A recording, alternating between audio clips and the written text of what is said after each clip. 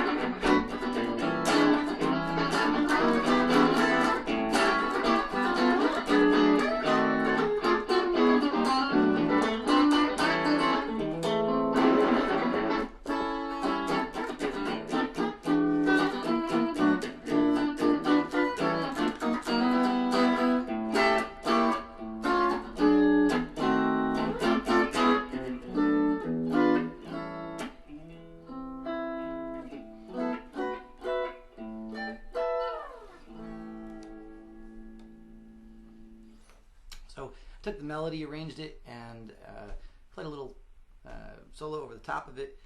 Went back to the basic arrangement again. So the harmony for Happy Birthday is just with 1, 4, and 5 chords, pretty easy to figure out. If you're in the key of A, there's your 1 chord, A. Here's your 5 chord, E, and here's your 4 chord, D. So basic harmonization is 1, happy birthday to you, 5, happy birthday to you, back to 1, happy birthday whoever, 4 chord, happy 1, 1, and 5, 1. And that's the overall harmony. So we have a couple basic rules that you can use to make this interesting. You extend the chords first of all. You got maybe a 1/7 chord. That's what I did there. I took the very first melody, and here's the melody. So we play it in this key. We have to try and fit those notes over the chord. So if you play your A chord here, you get your pinky on the 2nd string. That's where I put that, and I just basically walk down a bass line to the E chord there. So I fit that little walking bass line, walking down to the 5 chord. And then here for the 5 chord, I slid down to an extension of the 5 chord. Instead of just playing a 5/7, I played a 5/9. Okay, so one of the other things you can do to create some substitutions is do a 2/5 substitution. The 2/5 substitution for this 5 chord means it would play a B minor, actually 2 in the key of A. And one of these other guidelines says that we can back cycle. So before any chord, we can go up a 5th and play dominant chord. So the 5 chord for that 2 chord is an F sharp. And if the melody is this, I don't know if I quite like that. So I'm going to use one of the substitutions for that particular substitute chord. I'm going to do a tritone. Instead of that F sharp 7, I'm going to go down tritone and use that one. That sounds a little better to me. So I got that again by taking the original 5 chord here, the E chord, doing a 2/5 substitution for that, which we're going to keep and use, and then back cycling to it. So the back cycle to that B chord is an F sharp. I didn't quite like the sound of that one, so I took the tritone substitution. Find the tritone by taking a chord and going down a string and a fret. So I ended up with a C chord with that melody on top. Now here's the B minor. And we're still on the 5 chord, so instead of using an E, again, I did a tritone of that E chord. So instead of an E7 chord, I did a B flat 7 chord. A little more interesting harmony for that melody. Now we have I could play that next melody on top of the E chord again using a 9th chord, but make that a little more interesting, I took the 9th of that chord and flatted it. So I'm playing the E on the 6th string and playing the melody on top of a flatted 9th chord. So here's your 9th. The note on the 2nd string is the 9th. I just moved it down. Now back to E. And there I just added a couple more A chords, A7 chords. So I used a 9th chord and slid up to it. So that's an A 9th chord. Really quick here.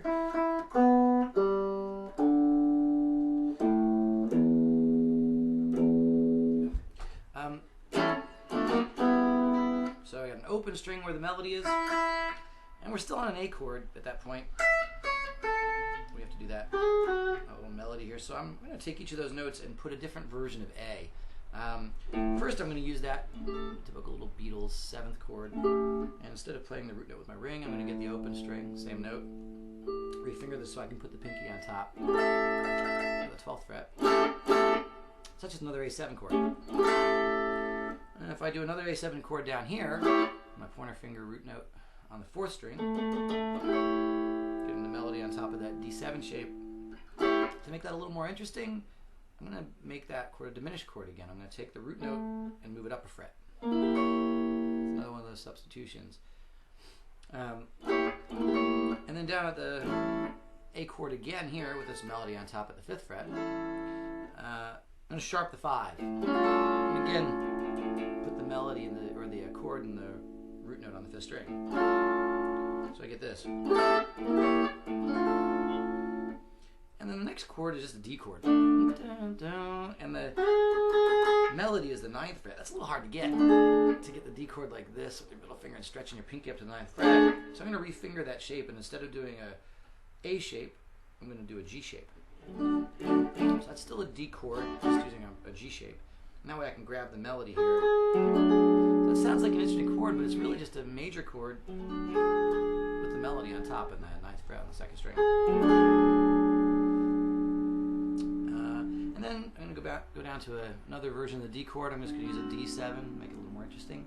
And to spice it up a little more, I'm going to do the same thing we did with a couple other of these 7th chords. I'm going to take the root note, move it up a fret to make a diminished chord. So we get this.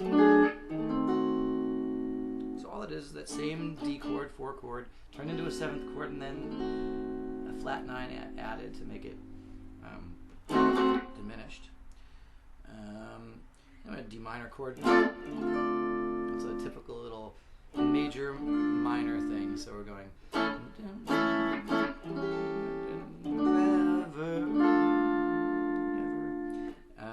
That's a D minor chord. I'm playing the melody. And instead of just playing a straight triad, I'm playing a minor 7th. Okay, now at that point we go back to an A chord. That's the melody. So it would be just a regular A chord. One of the substitution rules says that we can use a minor 3 chord instead of a 1 chord. So instead of going back to the 1 chord, I'm going to go to a minor 3. You can also try using a minor 6 chord. So I don't quite like the minor 6 as much there, so I'm going to use minor 3. And again, I'm going to, instead of using a triad, just use a minor 7th. So we get this. Here's the D minor, going to C sharp minor. And at that point, we're back on the 5 chord. Happy birthday to you.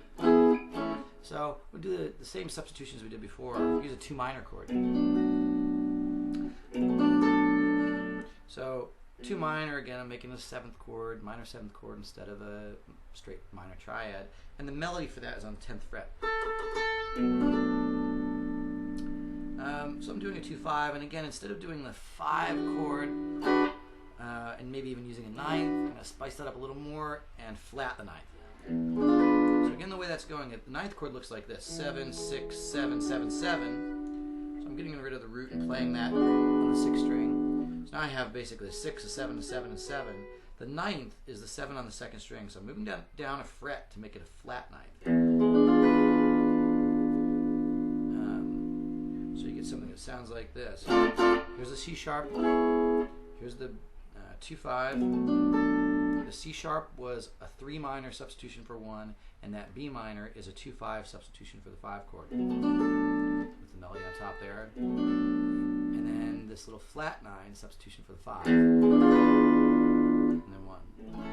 And then to turn it around, I did a 5 chord again, but I made that a sharp 5 chord. So instead of doing maybe like an E like this, I took that 5th and sharped it. It's an augmented chord.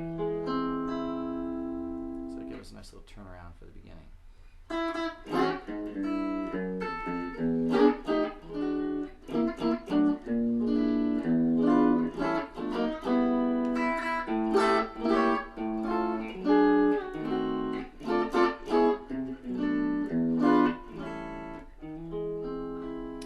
And at the end there, since I was going from D to C sharp to B, I used the note in between as a passing tone. We were doing this. So I used that little note at the 8th fret as a passing tone in between.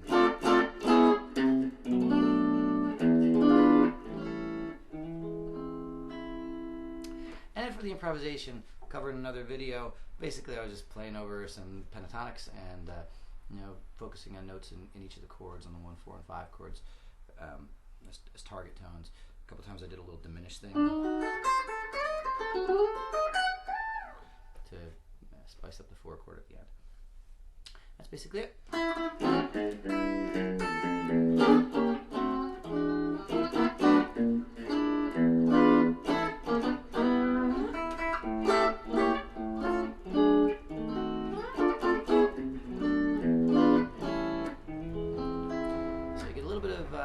All the different kinds of substitutions, the diatonic substitutions, like using a 3 chord or a 6 chord instead of 1. You can also use a minor 2 chord instead of 4.